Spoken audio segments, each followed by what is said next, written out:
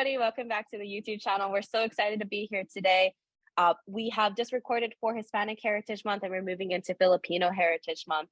We think it's really important to be able to showcase different voices, different people in the ecosystem, because many times when you come in, you don't find people that look like you. And it's really important to be able to find that and see it and to be able to interact with community. So I'm really excited to be here today with the Filipino group and have Janelle as a co-host. And with even before that, I would love to just be able to ask Natalie, and also Lori, who co-founded the group, what were, or behind the scenes before y'all were talking about creating the group, what was the goal and how have you seen the growth of this community go since then? I'll start, Lori, and then I know Lori has a lot to say too. We're sad that Leah Mendoza can't be here too. She's a co-founding sister. And back, I think in 2020, I had a conversation with Lori. She was part of the Marivis program, and I mean Leah, and we were just thinking, wow, wouldn't it be cool? I mean, you're Filipino, I'm Filipino, where are the other Filipinos in Salesforce? And then I met Lori too, and she had just been part of Talent Stacker, and I think her hiring, I'll let her talk about her founding group, but we were just like, let's just do it. Let's just start the group. And I think Lori was the voice that was like, let's just do it now. And I'm like, okay, but how do we do this? Right. So then it just seemed natural to have a LinkedIn group, because the sole purpose was finding other Filipinos just to network with. It wasn't more than that. Then it was like, oh, wait a minute, why don't we like meet? Because people were like, let's see each other, talk. And then it became, oh, let's do one meeting. Let's see if there's interest. And then became another meeting and another meeting. And then I had this idea of like, since I never got a Trailblazer hoodie, I'm like, I'm going to make my own hoodie. I was reading a meme that said, find your tribe. And I couldn't find it really. So I was like, why not make it, right? So make your own tribe. So I think Lori was sort of the push that made it happen. But Leah and I had been talking, and Leah had actually met with Jemmy and Nikolai, who unfortunately, they were behind the spirit of the gathering. But Lori, go ahead and share your part. Yeah, in my case, the reason why I pushed you to just go ahead and do it was because so I founded the Healthcare Heroes Force group, and it was well received, right? And there were a lot of familiar sounding names and familiar looking people, but I always have this fear of like, what if I ask them, are you Filipino? And then they might feel like, no, I'm not. It's like, what would be the reaction? I wasn't too sure how well it would be received, if they would feel like offended or something. So with your idea of forming this group, I was like, well, that's an easier way to find out, right? So just announce it on our pages, and if people come in, then most likely they are Filipinos or people who want to support Filipinos. The other part was connecting with the community in the Philippines, and we see some people here today like Erwin and Ronald and Joey, and it was just like, wouldn't it be cool to just like see other Filipinos and what they're doing in the Philippines? So I think it just expanded as we grew. We started out with literally like 4 people that I was connected with, and Lori and her amazing network, and then the story comes in where Janelle, our superstar, just all of a sudden, it just like all of these Filipinos were like, hey, I want to join. This is great. And then Megan, you and your connection. And it was interesting because everybody was like, this is great, because I wouldn't have known, other Filipinos in the network. So again, it was the premise of just networking and getting to know our peers. Well, I want to break the ice and get everybody else involved. I want to do a little popcorn session. So I'm going to start it off. I'm going to start it with just one person, and quickly, within like 10 seconds or so, can you please tell me your name, what city in the Philippines you're from or your family's from, if you know it, and what did you bring tonight to help represent, about you or the Philippines. It could be your background, it could be your show and tell. So I'm going to start it off. So I'm Janelle. I'm from Angeles City. I was born there. Angeles, the coolest thing I remember is I survived Mount Pinatubo and I brought emperador. All right. So Miss Natalie, you're next. Okay, great. Both of my parents are from Negros Occidental, which is in the Visayas, which is in the central part of the Philippines. I brought pandan, buko pandan, right? I was born in the U.S., so I'm terrible with the accent. And then a bibingka, so one of my faves, and that's what I brought with a little flag on this side. And I brought, can you see? Patis. I can never be without patis. And ube halaya. I don't know, it doesn't show. Ube halaya. Siopaw. I live in Maine and I don't have access to many of these unless I drive 2 hours. So that's my dilemma here. But homemade usually. All right, who's next? I see Amber in my list here. Okay, hey guys, I'm Amber. I'm originally from SoCal. I live in Jacksonville, Florida, which doesn't have a lot of Filipino food, even though there's a lot of Navy. But my grandfather, my papa, making pork adobo there. He was from Ilocos Norte. I've never been there. I hope one day to travel to the Philippines and dive there. I heard it absolutely beautiful. I only know how to make stuff because my mom actually learned how to make lumpia, and I only make it with her, but I'm trying to expand and learn more. So that's why I wanted to join, to learn more about my culture that really wasn't shared as much with me. But like you say, being from a mixed household, I love it. So I love hearing people talk like Anthony, and I'm like, oh, it sounds awesome. So little by little, I'm learning. So, but all right, Anthony, you're next. I brought one of my favorite must-have dishes. This is bagong. I don't know if you can see that, it's spicy bagong. It's I'm a shrimp. drooling. It's like a little shrimp paste. It's kind of salty but hot, and it never goes bad. But, and sticky, right? yeah, right. Representing for Quezon City naman, Lori, woo woo, Filipinos, Filipinos. Mahal na mahal kita, the Philippines. First time I went, I was super scared because I didn't speak good Tagalog. I still don't speak good Tagalog, but I'm working on it. And when I was there, all the kuyas and ates, they just treated me like I belonged. And there's so much karaoke, it was crazy. And it was just a blast. So if you've never gone, you gotta get over there. You're gonna love it. It's the best. And then I'm gonna do, let's see who hasn't gone yet. Michael, have you gone yet? All right, Michael, you're next. All right. Michael Arias. So my mom is from Mindoro, so you can see the background. That's a picture from one of the islands out in that area. And my dad's from Tayabas, which is about 2 hours outside of Manila. I'm wearing a barong, so like a little bit formal shirt. And then I just had this on Sunday, so I don't know if you can see the picture. It's halo halo. I'm really into halo halo. My stomach's really into halo, so I had that just on Sunday. What else? And then yeah, that's pretty much it. And let's go with Hi, so I'm Sarah and I'm from Manila, but I'm currently in Tagaytay, so the volcano is always a threat. My mom is from Quezon and my dad is from Bulacan, so we're all from Southern Luzon. And I brought with me mamon, because I have pusang mamon. That means soft heart. No, just made that up. Hello, I'm Celine. I was born and raised in Tondo, Manila, and my background, this is actually with the street that I grew up in.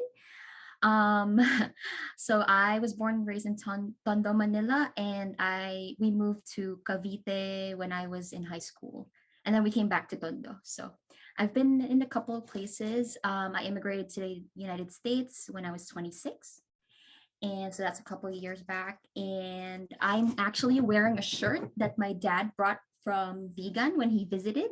I don't know if you guys could see. I feel like it's part of our culture as Filipinos. When we go to like different places, we bring back the things called like pasalubong. It's like basically a gift from, that symbolizes or like reminds you of that place where your loved one visited. And I brought my favorite merienda. So from this street, it's like 2 blocks down over there. We have this really good place where they churn out pandesal every afternoon. And so that'll be my merienda when I come home from school. So this is my favorite merienda, pandesal. All right, I think Ronald, you could go next. Hi everyone, Ronald here. Born in Quezon City and stayed there for most half of my life. I brought in Biko that I just got earlier today. So morning, good evening, good afternoon, everyone. Erwin from Cavite, but now from Pasig City. And when I joined the call this morning, I was walking to buy my pandesal. And my wife now is cooking some saging na saba.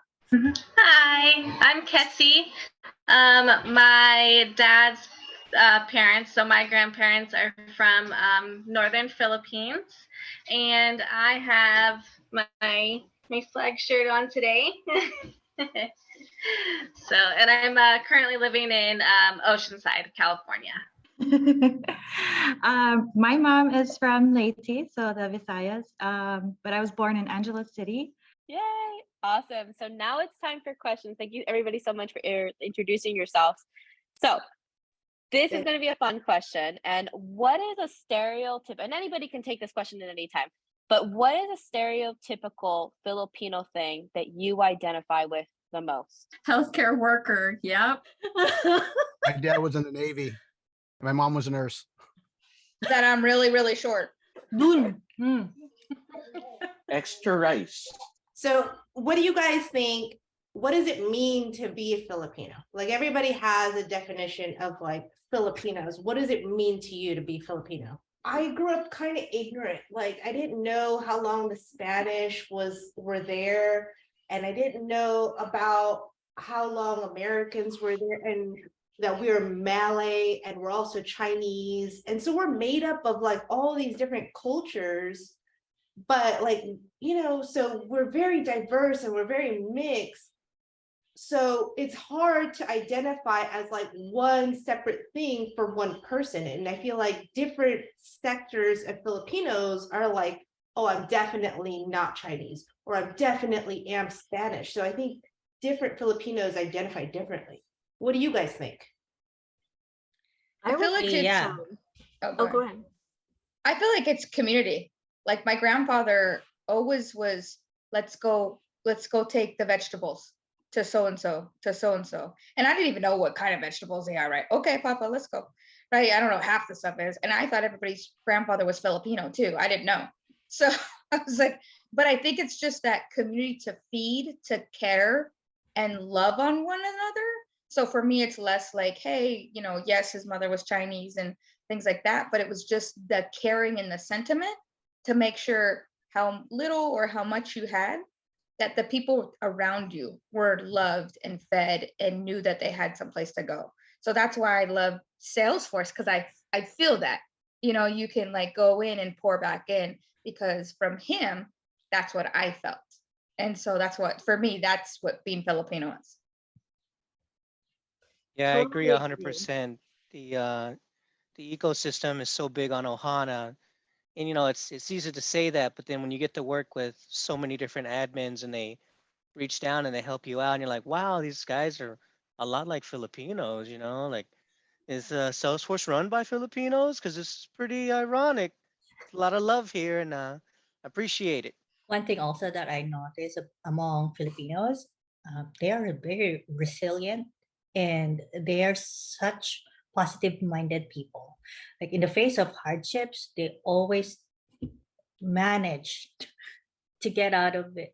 And there's rarely any bitterness, there's always that hope. And the attitude, it just brings others up as well. It's just amazing.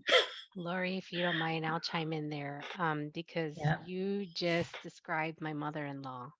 I have such a close bond with her, sometimes more so than with my own mom. And that was one of the things I loved most about her was that she was so resilient. When her and her husband split up, she raised the three kids on her own. And she worked two jobs for almost her entire lifetime. She's a breast cancer survivor, and she is one of the strongest women I know. And she definitely is a hero in my book. So Mm. I couldn't agree more with that, Lori. Perfect. Well, I'll hop to the next question. So for the people that are new to this group, my husband is the Filipino guy in this relationship here. My husband and Natalie were actually working together at the same company.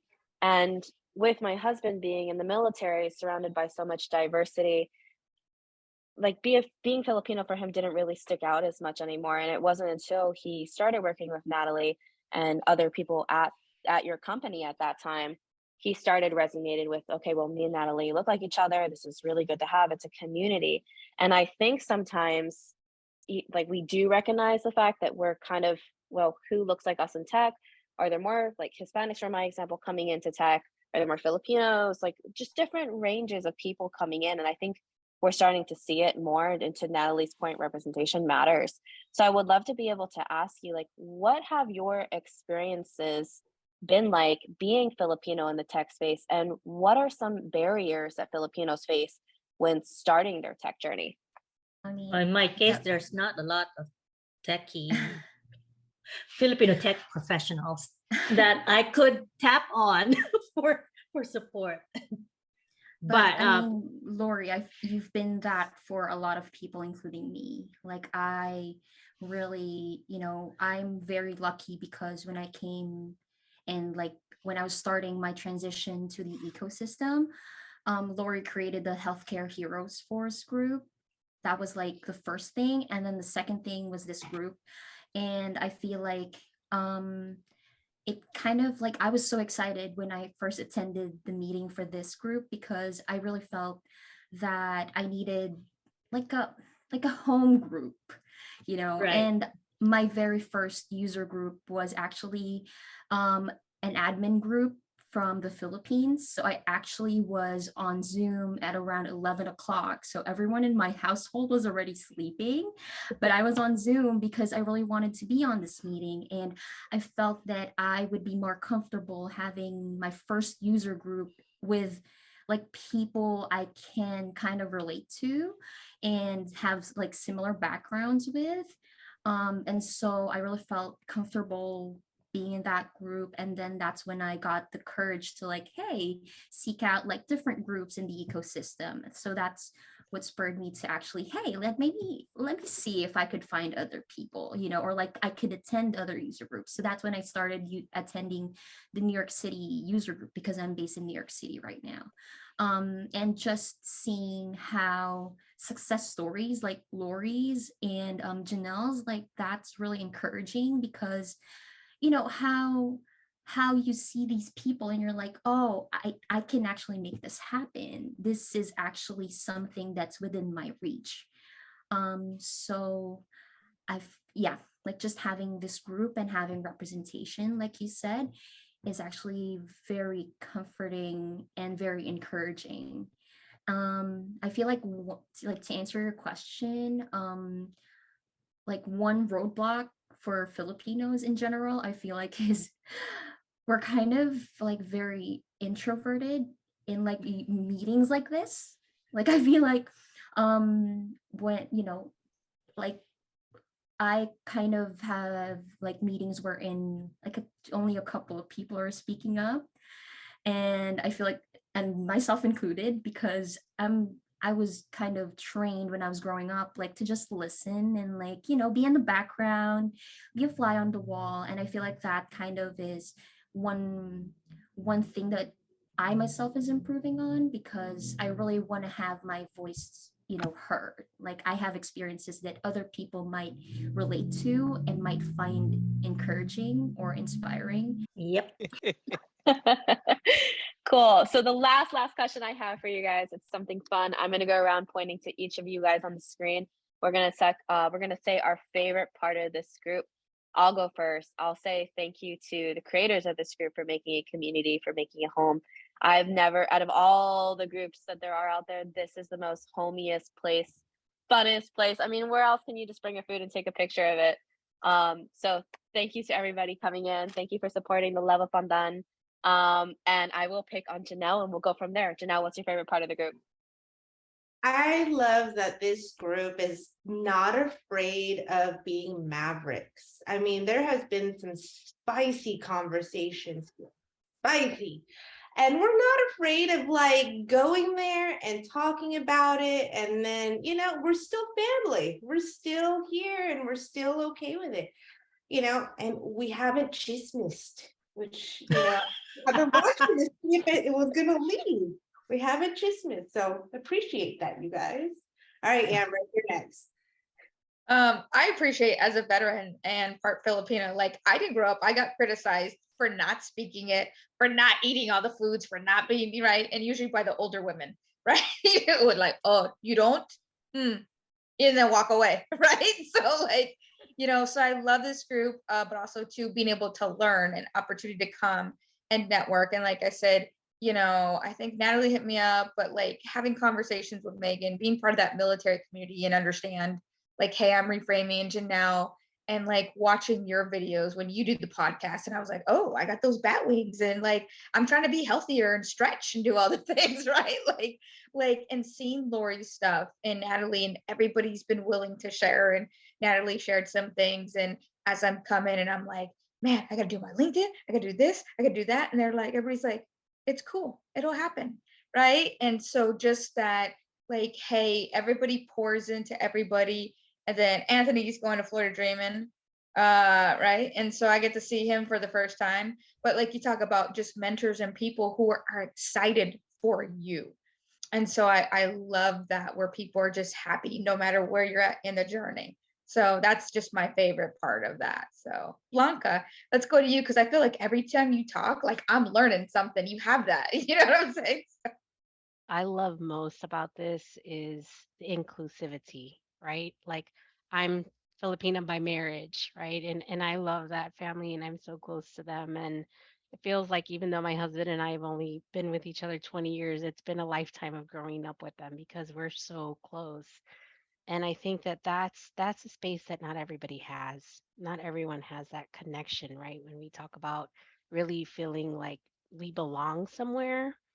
I think the other thing that I love most is that when we share how we overcome barriers here, and I've heard a lot of us speak from very vulnerable spaces, I think the victory is in how we help each other and lift each other up and how you overcome them so that somebody else doesn't have to experience that. So I'm looking forward to more of these. And next time I will have some halo halo because that is my favorite. Hey, it's so beautiful in our group. We get to hear Visayan and Tagalog, Spanish, and so many other wonderful languages. You know, our Salesforce, it's like another language, right? That we speak in our objects and on our records and all that good stuff. So, I really love it. It feels like I'm back home where I belong, and always got a karaoke running in my head and ready to get the party going. And we're gonna have tons of Budo fights, Amber, at Florida Dreamin'.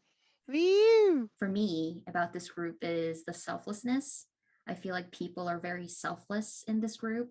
Like I know at any point when I have any issues or any, like when I feel down or when I feel like disencouraged, I feel like a lot of people in this group I could just reach out to and say like, hey, what do you think about this? Like, hey, I'm kind of feeling this way. And there's just that openness of like, like I can be my vulnerable self with people in this group. And I very much appreciate that. Hey, as a military spouse, we move so much. And the hardest part of that is missing my family and getting that time together. And since I've been a part of this group, I've kind of felt like, I'm here with my aunts, my uncles, my cousins, and you just feel at home. And so I'm grateful for that. So being part of this group is like, having an extended family. I kind of envy most of the people here because you started when the community is already established. When I started, there's very few opportunities with a large market of competitions. So I had to work my way up alone and having to you guys experience it with like a mentor or another peer to have the journey with together. It's really something that I envy. And as part of this group, it's really nice to be. Like I feel like I belong. Thank you. That's a really good point. I think that no matter where people are for this video specifically, for now, when people do come into the ecosystem, they have this video that hopefully they can find and we can share, and somebody can have that community when they start to. Love seeing people branch out and going to, like Celine said, other community groups, feeling confident to join other groups. And then look at Janelle and Giancarlo starting another group in California. And then Anthony, you haven't talked about it, Anthony, but Anthony's leading his own group in Florida. So the confidence that we get knowing that, hey, if someone, I feel like for me, I'm an introvert too. And this was a way of practicing BA skills. I actually had a PowerPoint every meeting, and I don't feel comfortable still, but as I do things and do more presentations, and I feel like you guys are not judging me. And it's just such a breath of fresh air to be open and honest and to share. And then now that we're connected on LinkedIn, we're rooting for each other. I see us liking each other's posts. I see us, rooting for each other. To have that kind of support and encouragement just means a lot. And it's sincere. I feel like we're not just liking each other's posts just because, it's because we want to genuinely support each other. So thank you guys for being here. So with that, whoever's watching right now, you have all of these beautiful people on the screen. Connect with them, every one of their LinkedIns and user groups and anything that I missed will be down in the description. Thank you so much for watching, and thank you to the community here, and we'll see you all next time. Bye. Bye. Thank you so much.